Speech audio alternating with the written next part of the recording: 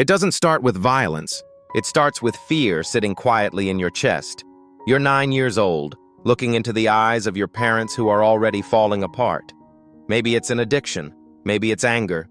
Maybe it's the dead silence of someone who checked out long ago. And in that moment, your childhood dies without a sound. Something ancient and brutal locks inside your small mind. If I don't hold this family together, I don't survive. So you buried the child. You became the adult, and the world applauded you for it. They called you an old soul. They said you were mature for your age. But that wasn't a compliment. It was a confirmation that your survival strategy was working. This is the story of Mary. And if you recognize her silence, her exhaustion, and her fear, this is your story too. In this video, I'm going to reveal the 5 psychological effects of growing up too fast. This isn't about blame. It is about understanding how early responsibility reshapes your brain, your relationships, and your sense of self. Let's start with the first effect. Effect number 1. Hyper-responsibility becomes your identity. Here's what happened to Mary's brain when she became the responsible one at 9 years old. Her parents were overwhelmed. Her father worked 2 jobs. Her mother struggled with depression. And Mary, the oldest of 3, became the automatic default. She made breakfast for her younger siblings. She helped with homework. She cleaned the house. She became the emotional regulator when her parents fought. And everyone said the same thing. You're so mature for your age. You're such a good helper. But while the adults were relieved, something dangerous was happening inside Mary's developing brain. She wasn't just learning to be helpful. She was being programmed to believe a lie that would haunt her for the next 20 years. What they didn't understand, that wasn't maturity. That was survival adaptation. Psychologist Dr. Pia Melody calls this carried shame. When a child takes on adult responsibilities, they internalize the belief, if I don't do this, everything falls apart. Their nervous system learns hypervigilance equals safety. Control equals survival. So Mary's brain wired itself around one core belief. I am responsible for everything and everyone. At 9, this kept her family functioning. At 32, it's destroying her. She can't delegate at work without anxiety. She can't relax on vacation without checking emails. She can't let her partner handle problems without intervening, because her brain was trained. If you're not controlling everything, catastrophe is coming. This isn't perfectionism. This is a trauma response disguised as competence. Effect number 2. You never learn to ask for help. Mary's second challenge. She doesn't know how to receive support. Most people don't understand this. They think, just ask for help. It's that simple. But for Mary, asking for help triggers a deep psychological wound.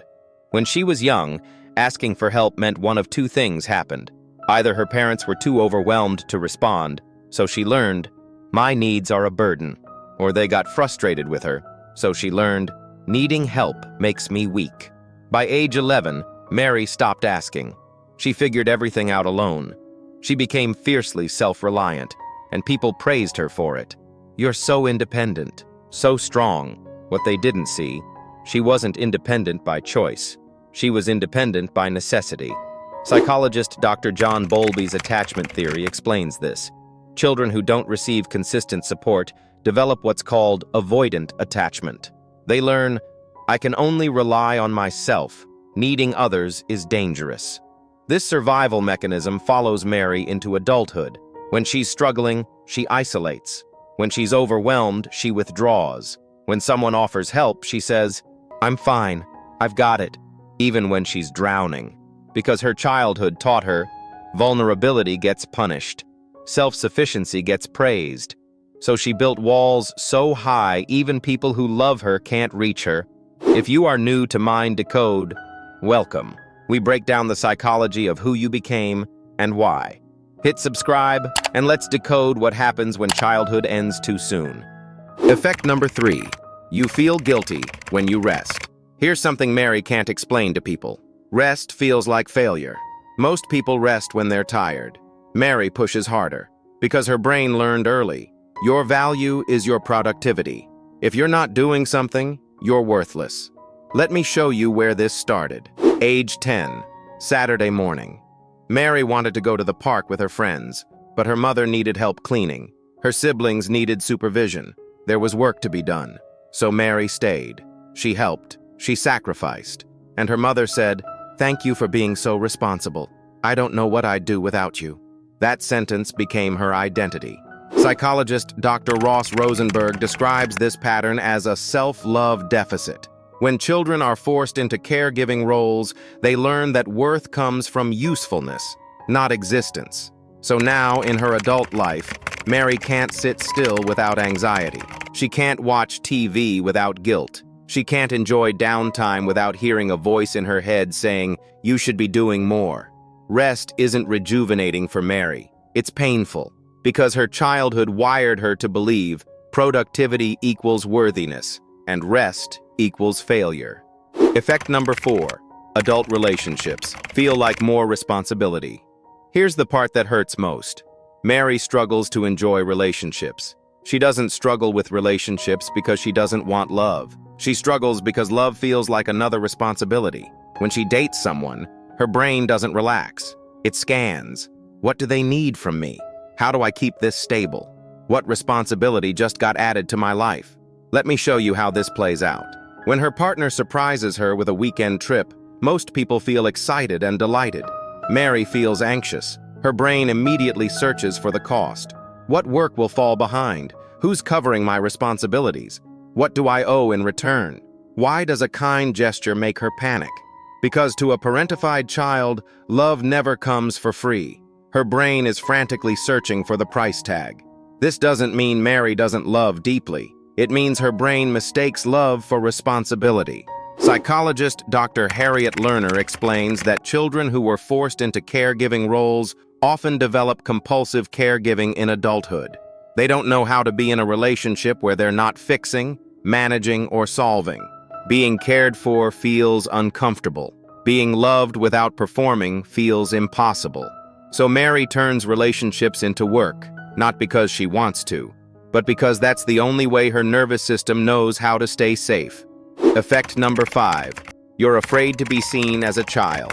Ever. Here's Mary's deepest fear: being perceived as immature, needy, or childish. Most people don't understand why this is terrifying. But for Mary, being seen as childish means being useless, and useless means abandoned. When she was young, the moment she acted her age, cried over something small, needed comfort, asked for attention, she was told to grow up. You're the oldest. You need to set an example. I don't have time for this right now. Be the mature one. Your siblings look up to you. Act like it.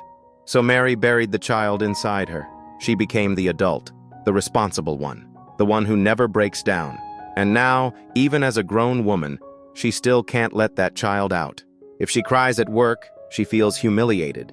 If she admits she doesn't know something, she feels incompetent. If she plays or acts silly, she feels embarrassed. Because her brain learned childhood is weakness, adulthood is survival. Psychologist Dr. Alice Miller calls these adult children. People who had to grow up so fast, they never developed a playful, spontaneous, carefree part of themselves. They're competent, capable, high-functioning. But inside, there's a child still waiting for permission to just be. Mary doesn't know how to be both, responsible and carefree, strong and vulnerable, capable and playful. She thinks she has to choose, and she chose survival. The truth: it wasn't your fault. Now we need to say something Mary has never heard. Growing up too fast wasn't your strength. It was your trauma response. Mature for your age wasn't a compliment. It was a warning sign that a child was carrying adult burdens. You didn't choose this.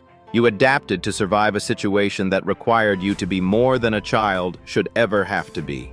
And the traits people praise, your responsibility, your independence, your strength, came at a cost.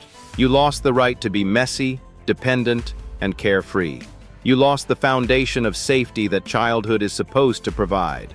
And now you're an adult who can handle anything except rest, vulnerability, and receiving love without earning it. This isn't who you are. This is what you became to survive.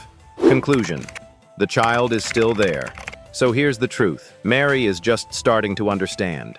If you grew up too fast, you don't need to become more responsible. You need to learn that you're allowed to be cared for. You don't need to be stronger. You need permission to be soft. You don't need to prove your worth through productivity. You need to believe you're worthy just by existing. The child you buried is still there, waiting, hoping, asking, "Can I come out now? Is it finally safe?" Mary hid the child inside her to survive. Now she's learning to let that child be found. If this video described your life, hit like and subscribe to Mind Decode. Share this with someone who became the mature one too early.